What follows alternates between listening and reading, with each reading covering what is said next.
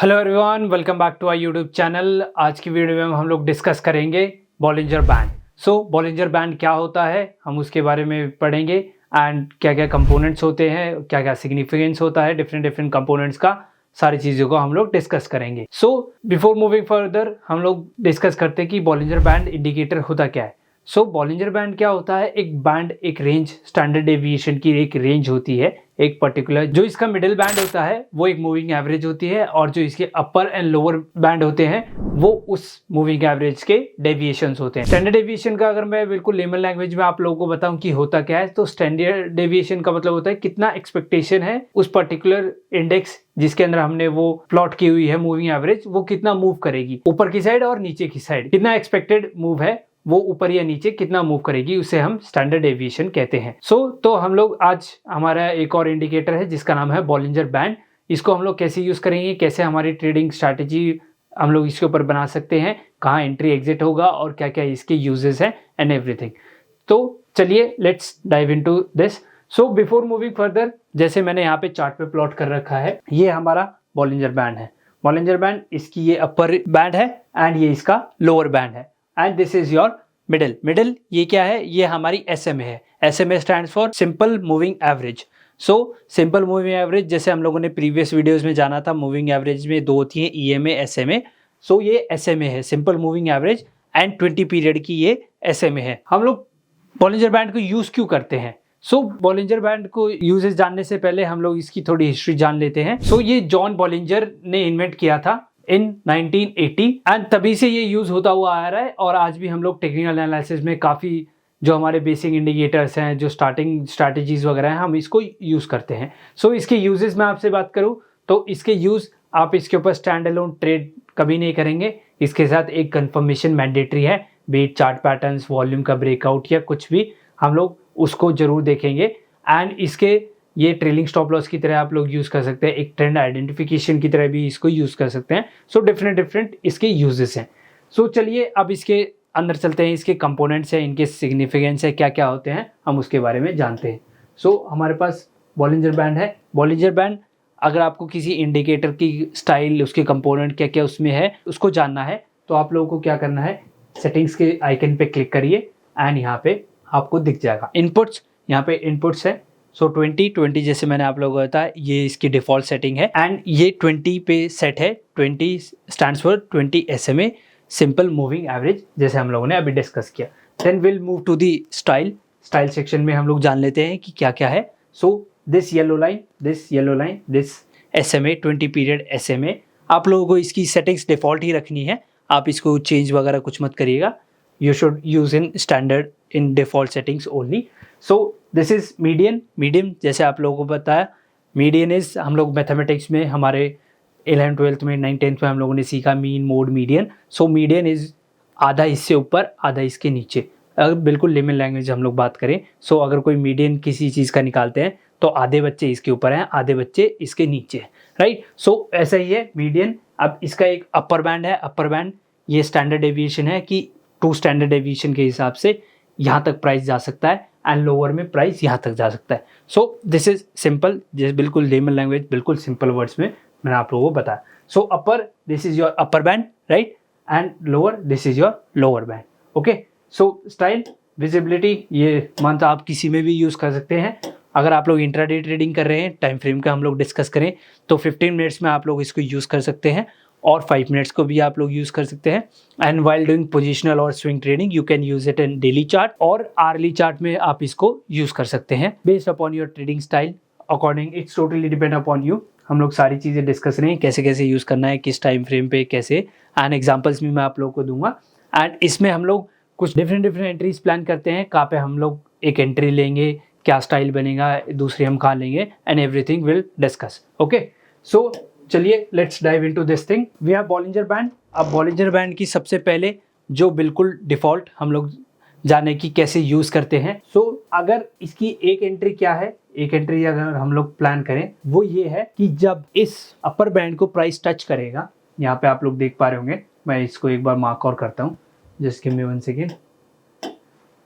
इसके upper band को जब भी प्राइस टच करे, दिस, ओके, यहाँ पे हम लोग एक सेल का, एक शॉर्ट सेल का ट्रेड प्लान करते हैं, राइट। ये यहाँ से, और हम लोग टारगेट कहाँ रखते हैं, हमारा जो SMA है, हमारा जो मीडियन है, हमारा जो येलो लाइन है, उस पे हम लोग अपना टारगेट रखते हैं, राइट। एंड इसका बिल्कुल उल्टा, वाइस वर्सा, जब भी प्राइस इसके लोअर बैंड को टच करे तब हम लोग एक बाय की पोजीशन वहां पे इनिशिएट करते हैं, वहां पे हम लोग देखते हैं। Okay, so this is the simplest way कि हम लोग किस तरह से बॉलिंजर बैंड को यूज कर सकते हैं। This is the most simple way.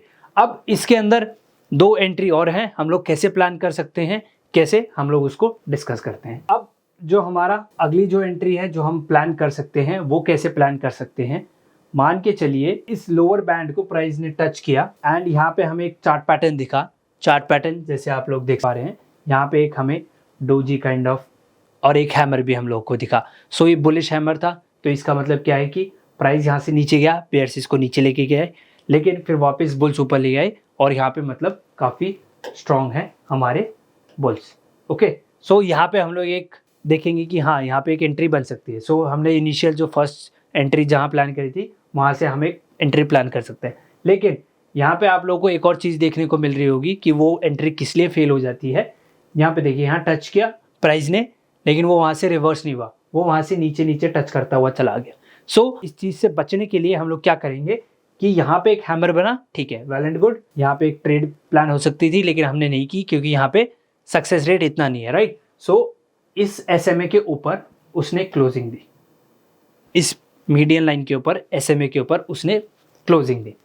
सो अब हम क्या करेंगे, सो यहाँ पे एक ट्रेड प्लान कर लेंगे एंड यहाँ पे इसके नीचे यहाँ पे हम लोग ये SL प्लान कर लेंगे एंड इसका टारगेट हम कहाँ तक रखेंगे, अपर बैंड तक। ओके, सो सेकेंड चीज़ कैसे हम लोग इसमें ट्रेड ले सकते हैं वो ऐसे है कि वो नीचे से टच करता हुआ आ रहा है तो उसमें सक्सेस रेट नहीं है, तो हम लोग उसके बजाय क्या कर सकते हैं, हमारे जो मीडियन है, मीडियन लाइन के ऊपर अगर कैंडल क्लोजिंग दे दे वहाँ पे हम एक ट्रेड प्लान करेंगे और जो हमारा अपर बैंड है, जहाँ अपर बैंड है वो हमारा टारगेट होगा एंड उस कैंडल के नीचे या उससे प्रीवियस कैंडल के नीचे हम लोग अपना SL रख लेंगे according to your risk management जो आप लोग फॉलो कर रहे हैं। Okay, this is as simple as. मैं आपको स्विंग ट्रेडिंग के लिए बात कर रहा हूँ, ये डेली का टाइम फ्रेम है, तो हम लोग इसमें एक ऐसे एंट्री प्लान कर सकते हैं। I hope you guys are getting this.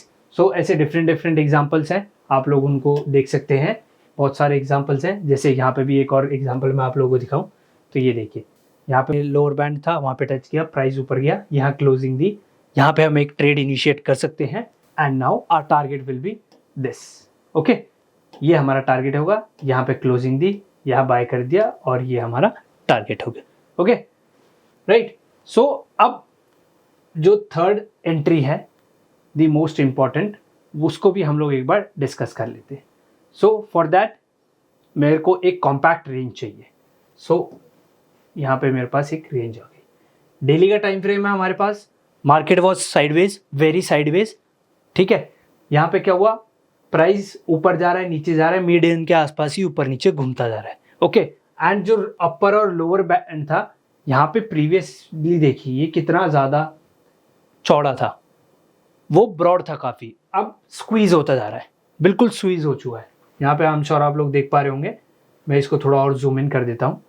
सो ये देखिए यहाँ पे कितना स्क्वीज हो गया है, राइट, बहुत स्क्वीज हो गया, वो बहुत ज़्यादा स्क्वीज हो गया। ये देखिए बहुत रेंज जो है बहुत नैरो हो रही है, बहुत नैरो हो रही है, राइट।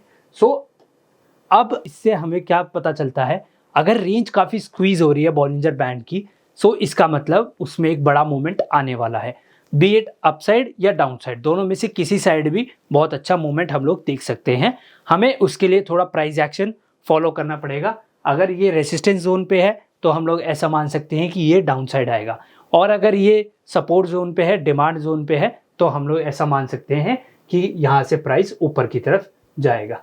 ओके, सो ये जितना स्क्वीज होगा उतना ज़्यादा मोमेंटम अच्छा हमको देगा, be down side up side वो आप लोगों को देखना है। ओके, सो जैसे यहाँ पे काफ़ी साइडवेज थी, बहुत स्क्वीज हो गया, और जब यहाँ से उसने ब्रेकआउट दिया, फाइनली इस रेंज के ऊपर उसने ब्रेकआउट दिया, तो ये देखिए रैली देखिए, आप एक बार रैली देखिए, I will show you the exact figure. यहाँ पे रैली आप अप्रॉक्स 12% के आसपास की आप लोग रैली देख सकते हैं। ओके, सो ये देखिए जितना वो स्क्वीज होगा उतना ज़्यादा अच्छा हमें वहाँ पे मोमेंटम देखने को मिलेगा, राइट। सो ऐसे बहुत सारे एग्जांपल्स हैं, मैं निफ्टी में आपको और थोड़े एग्जांपल दे दूँ। सो यहाँ देखिए, ये देखिए, सो ये देखिए बैंड देखिए हमारा कितना स्क्वीज होता जा रहा था। ये प्री कोविड लेवल की बात है, तब मार्केट ऑल टाइम हाई पे था और यहाँ पे देखिए कितना स्क्वीज होता जा रहा है, कितना स्क्वीज हो रहा है, कितना स्क्वीज हो रहा है, राइट। और जैसे ही मोमेंटम आया ये देखिए स्क्वीज हो गया, काफ़ी नैरो रेंज हो गई। अब जैसे ही मोमेंटम आया, जैसे ही नीचे की तरफ उसने ब्रेक डाउन दिया और वहाँ से रैली देखिए, यहाँ पे हमारी मार्केट अप्रॉक्स 38% 37% यहाँ पे क्रैश हुई थी।